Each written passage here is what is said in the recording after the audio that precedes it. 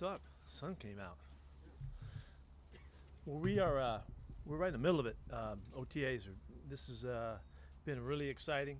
It's been I've been impressed by the willingness of everybody to give so much at this time of year. We're working hard. Coaches are busting their tails. Everybody's working at it, and it just feels really good. Um, there's some newness from the staff. There's some newness in the things that we're working on. Players are taking to the challenge of learning and adapting to stuff. Um, Coaches are adapting to players. There's a lot going on, but it's been very energetic, very upbeat, not unlike kind of what it should feel like in our program, but maybe even more so than ever. And so in the last few years, so it's really exciting, and I'm having fun with it, and I'm enjoying the heck out of it. We're finding a way to already start to take in information on our guys, start learning about them, learning how they're learning, how they're picking things up, kind of starting to show us some of their style and their kind of unique qualities that we're always looking for, and we're already starting to put together, the kind of information that we need to make decisions as we move, down into the season as it turns around. So that's just so good. It's good for us, and it's great that we're seeing it. And I'm really fired about the guys. I think it's a fantastic group right now. What have you noticed, either on the field or in the meeting rooms, about what's different for Russell Wilson now with Sean Payton? Well, Shotty's a really impressive coach. He's very hands-on. He's very active. He's in total command, and whether it's installing the offense or he's coaching the quarterback, and he's very active, very energetic. So there's no space between something happening and Russ getting critiqued, and Russell has really responded to it. I think he enjoys the challenge of it. Shotty is challenging him to keep moving and keep growing as a quarterback. You look at all the years that he's been playing, but still there's always been more growth. There's always more to learn and understand, and Shotty has really kind of opened the door to that for Russell. And I think Russ is hopefully we're going to see just the best version that he can put out there this time around, because he's been challenged even more than ever. So it's an exciting relationship that we're watching unfold. Pete, why was it important to have one guy in that role? You talked on the radio about having one guy as the because of the difference that would bring. I've had systems before where we have had a couple guys that share it with assistant head coaches and coordinators, and it's worked out, fairly well, and it did here too. But I think in the effort to make a little bit of a shift, that kind of direction and leadership coming from one voice, it was important to expedite it, facilitate the process, but also to cut a guy loose like Shotty. He's got so much background and so much information to share and expertise that to share that airtime and that kind of time in front of the players, I think would take away from that. I want his impact to be strong and really apparent, and this is the best way to do that.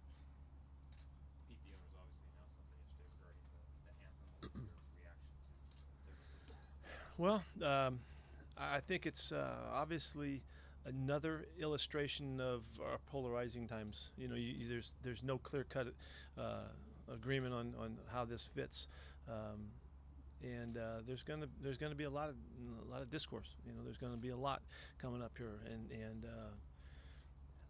we were, from the inside of it, we were in process of figuring this out. And how to put it together. We've lived through it here with the men in the locker room, and we were making, I think, real progress. I think this illustration of new statement of what's going to be and all that is going to have an effect, and we're going to have to deal with that. And I was kind of liking the way it was going, and so now it's kind of taken out of the control, from the coach and the players in the locker room to a certain extent, and so we're going to have to deal with that in time. We'll figure it out. We're going to be together on whatever we do and how we handle this. We'll do our talking, but I would like to say that this game of football has been something that not just the players and the coaches have loved, but our fans have loved. It's an extraordinary institution in our country, and it's fun, and we look forward to it, and we escape by it, and we're all in that together. And this conversation that is so crucial. It's such a crucial discussion and conversation for us in our country. that gets into our football and the fans and all of the fun of it, I think is unfortunate that it's distracting from that. The work, the dedication, and the commitment by all the young people and that want to make change and create a better life for our friends and our families and the people in this country is absolutely at hand. And it's happening. And I mean, you just listen to Doug and to Russell, and you hear how intently these guys are involved with the messaging and the work they're doing and the extraordinary stuff that our guys have done in the communities and will continue to set pace for creating the changes that are the right things to happen.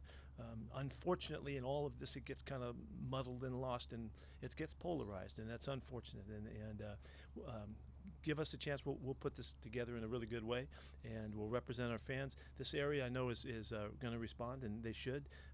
We have always stood for our players to have the opportunity to speak for themselves and be free advocates of free speech and the democracy that we love and the freedoms that we love, and we're going to continue to do that. Nothing's going to change us in that regard at all.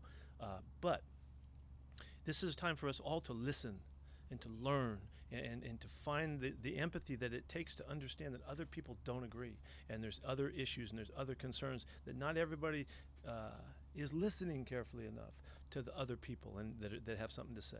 And I think our players have a tremendous message, and they represent an extraordinary aspect of our mentality in our country, and we need to listen to them, and we need to hear what they have to say. We need to understand where they're coming from, and champion the fact that they're willing to do the good work in you know, in whatever the circumstances allow, and we're going to try to figure out how to continue to do that. This place is going to stand up. Our guys will continue to stand up and do what we need to do. But football's football, and I like to keep it football as much as possible and make it fun and the kind of game that we love. But we need to deal with the rest of it and deal with it in a really good manner. And I think I'm saying again that we have to listen better. We got to respect other people's opinions and understand that we don't all agree, but we need to find our way through that because we care so much. And that's what empathy is all about. And so I'm looking for new empathy, and I'm going to keep saying it and keep talking about it because that's going to give us a chance to move forward together better than we're doing right now. So. I have not talked directly to Paul. We have communicated a little bit. You said whatever you did, you would do together. So you would anticipate 4 of your guys being in the locker room and everybody else being. I'm counting on us doing it together, whatever we do, whatever happens here. Is it hard to listen to each other when the president is making incendiary statements like the one today about, if you don't stand, you should leave? It's not hard for us to listen around here. We're listening. We're open. Our guys have already conditioned just by the atmosphere and the environment that we've created around here that they need to be. That's our job, is to be open and be receptive and all. I don't know. It's not going to be hard to listen, no, but it's sometimes hard to take the perspectives that are out there, in a meaningful way. It's Pete, speaking of polarizing, Jordan Peterson's a guy who I think charitably could be called controversial. You guys had him in a couple of weeks ago, and I wonder if you've heard any of the backlash from that and what your response is. I do know that there's varying opinions. It happened to be an opportunity. I had heard about Jordan's work and some of his perspectives. He was in town, speaking here in town, and we had an opportunity to get him to come on by. He is a very thought-provoking individual. His psychology background, his mentality, his approach is it's an amazing perspective that he has created, and he's created a following. I just wanted to know what I could share with our people in terms of our personal growth and our organizational growth, and see if something could come of that with the opportunity that was presented. He did a marvelous job in visiting with us, and I know he tore it up downtown and has a great following and all of that. But that's where that goes. What did he say to you guys? Pardon me? What did he talk about? He talked about personal growth. He talked about perspective in life and working together and helping each other find our best and themes that really ring true to us around here. Last year in Nashville, you guys had a series of meetings following President Trump's statement. You talked about how tough that was. It was a very intense time. And I'm wondering if what's happened now with the anthem policy, does that trouble you in terms of how to manage a team, especially when you've got guys of different opinions? No, No, it doesn't trouble me. It just is, we have to deal with the issues, whatever they are. That's how we do it. Fortunately, we have an open dialogue around here, and we do communicate, and we can deal with whatever. And so, you know, we'll do just that. If say like a player does want to go out on a limb and do something that the league deems disrespectful during the anthem, We'll figure all that out. I really don't even know how to comment about that yet. I don't know enough about what's going on until we visit and see what's happening. I'm sorry to cut you off on your question, but I don't even know how to respond to what we would do in case of whatever. I don't know where to go with that. So I just like to wait and see and give us a chance to visit and communicate on it, and we'll figure it out in time. So I can even answer any question. I don't have a good perspective for it yet. Sorry. Sorry, a couple housekeeping things. Frank Clark, is he taking voluntary, literally? Yes, he's taking voluntary. It is voluntary. Yeah, he is doing exactly that. And Janikowski? He's had a little hip problem just the other day, and just need a little rest. So we're just resting him. Byron Maxwell? It's called voluntary. And Earl as well. Have you been talking to Earl, or what is it? We have communicated. Can you share what his? I mean, do you anticipate him being here for minicamp? I would think so. Yeah, that's what everybody's got to come to minicamp. Pete, DJ Fluker, is he all okay with you? Did he have some sort of a thing when he signed, or how did he? He's just developed a little bit of a sore knee that we're just resting him. There's no time here to push a guy at this time of year, so we take all of the precautions to the nth degree here, and that's what we're doing right now. Is Shaquille Griffin moving over to the other cornerback spot? Why would you say that? We're just working guys out and all kinds of. We're just trying to figure out what everybody can do, and we're moving people around at all spots, basically. That running back group, having everybody out there right now, just hasn't looked when you've got CJ. Well, I'm really excited about that. I got to tell you, that's part of that. It just feels different, just to have everybody healthy and out there working and all. We've had really high hopes for CJ, and we've seen Mike Davis play really good for us, and we got excited about J.D. McKissick, and then now to see Chris back at it really in extraordinary condition. He's had a tremendous offseason, and then and add Rashad in there as well. It's just a really fine group, and they're very versatile. There's really kind of no restrictions on what they can do in terms of catching the ball and getting out of the backfield and in the kicking game and all kinds of stuff. So it's a really good group, and again, it helps that they're all healthy. It keeps their reps down, and hopefully we can keep marching forward in a positive way and just keep growing. It is really kind of the source of one of my excitement to see all those guys together, because we've needed them. It's been 2 years, really not having the group all together. So it's pleasing. What is your thought on the new? You mentioned the kicking game, the new kickoff return rule, and how that might impact? Yeah, we're going to work at it here. There's a lot going on in football. I don't know, you guys aren't really asking the questions about a lot of this stuff, but there's a lot going on in football here. Keeping the head out of football is in shoulder tackling and shoulder hitting and all that is alive and well, and that's a big adjustment that's going on right now in the game. The kicking game, again, with pretty drastic changes.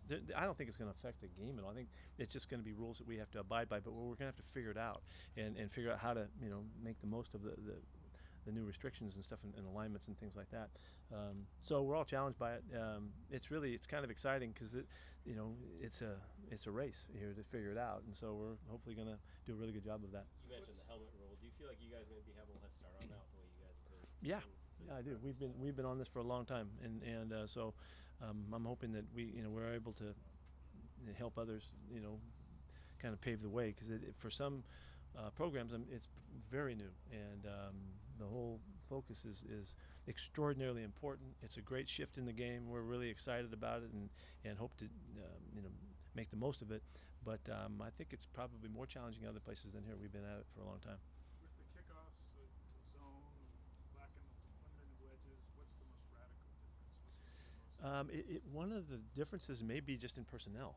The kind of personnel that you can use because of the kind of the criteria to now line up, by about the 50-yard line and take off and run 30-something yards where you didn't have some guys set back there that you could use bigger people. It's going to call, we think, for maybe more skilled athletes on those teams. So we just have to kind of learn what that's going to mean in terms of guys that make the roster and maybe a more general application of other athletes that haven't been called on, in some new areas. So it'd be fun to figure it out. We're working at it and experimenting every day and trying to learn and gather as much information as we can. We really aren't going to know until we start doing it in camp, when we get the pads on and all. Might it need more starters on special teams? Could, yeah, it could. There'll be a little bit of shift in the numbers, and we'll see how that works out. Expect to have Malik McDowell OTA or minicamp? No. Anything else? Thank you. All right, guys. See ya.